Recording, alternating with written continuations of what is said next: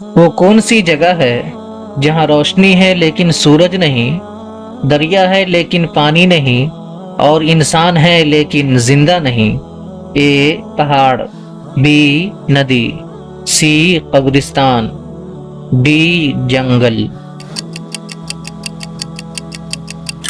صحیح جواب ہے سی قبرستان۔ وہ کون سی جگہ ہے جہاں انسان کا کوئی سایہ نہیں ہوتا؟ جواب ہے سجدے کی حالت میں۔ وہ کون سا پانی ہے جو آگ سے نکلتا ہے؟ اے کنویں کا پانی، بی جہنم کا پانی، سی برف کا پانی، ڈی کیلے کا پانی۔ صحیح جواب ہے بی جہنم کا پانی۔ وہ کون سی مسجد ہے جو اسلام کی پہلی مسجد کہلاتی ہے؟ اے مسجد Quba, be Masjid Nabawi, C Masjid Zarar, D مسجد اقصی۔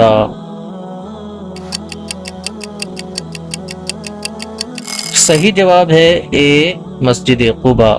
وہ کون سی چیز ہے جو انسان کے پاس ہوتی ہے لیکن انسان اسے دیکھ نہیں سکتا؟ اے ہاتھ، بی روح، سی ناخن، ڈی خون۔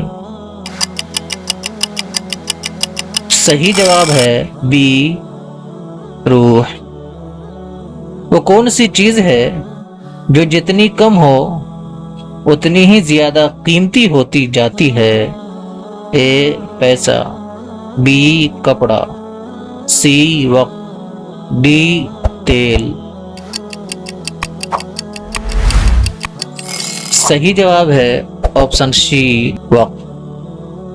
وہ کون سا عمل ہے جو انسان کے لیے سب سے بوجھل ہوتا ہے لیکن قیامت کے دن سب سے زیادہ وزن رکھتا ہے؟ اے صدقہ دینا، بی روزہ رکھنا، سی سچ بولنا اور صبر کرنا، ڈی نیکی کرنا۔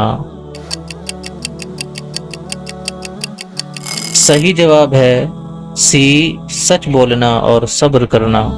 وہ کون سی چیز ہے جو ہر انسان کے پاس ہے لیکن اسے کبھی مکمل حاصل نہیں کر سکتا؟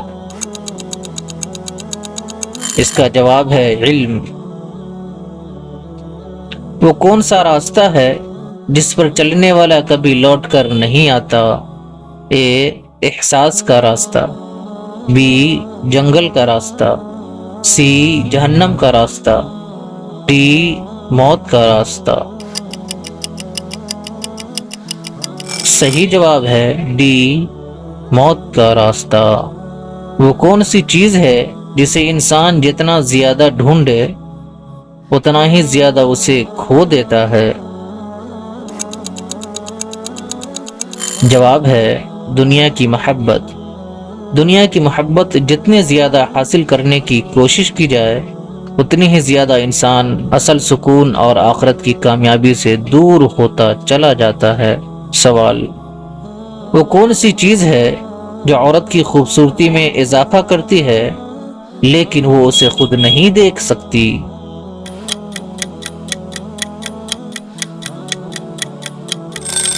جواب ہے عورت کی مسکراہٹ اس کی خوبصورتی میں اضافہ کرتی ہے لیکن خود اسے دیکھ نہیں سکتی، صرف دوسرے لوگ اس کی مسکراہٹ محسوس کر سکتے ہیں۔ وہ کون سا اسلامی خطیب تھا جس نے تاریخ میں سب سے پہلے بیت المقدس میں فتح کے بعد خطبہ جمعہ دیا تھا؟ اے حضرت عمر رضی اللہ تعالی عنہ، بی صلاح الدین ایوبی رحمۃ اللہ علیہ، سی محمد بن قاسم رحمۃ اللہ علیہ، ڈی حضرت شاہ ولی اللہ رحمۃ اللہ علیہ۔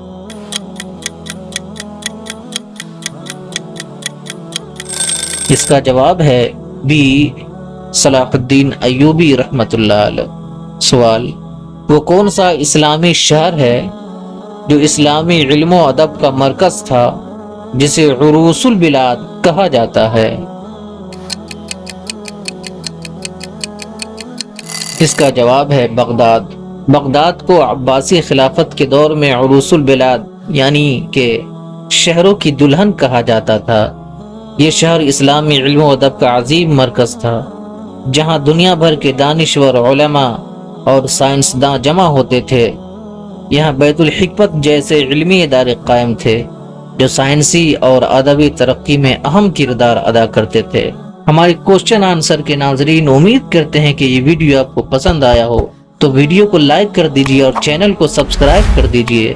پھر ملتے ہیں کسی خاص بہترین اور شاندار خوبصورت گولڈن ویڈیو میں۔ جب تک کے لیے خدا حافظ۔